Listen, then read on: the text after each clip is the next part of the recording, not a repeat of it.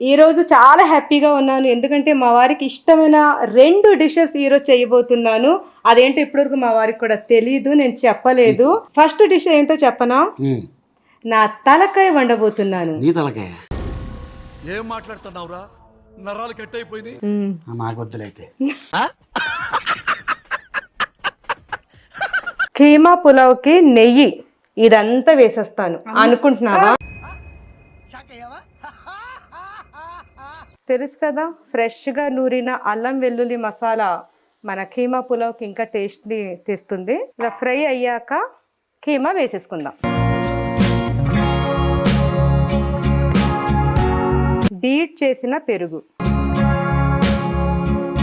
దీని పసుపు ఉప్పు వేసి బాగా కడిగి ఉంచింది.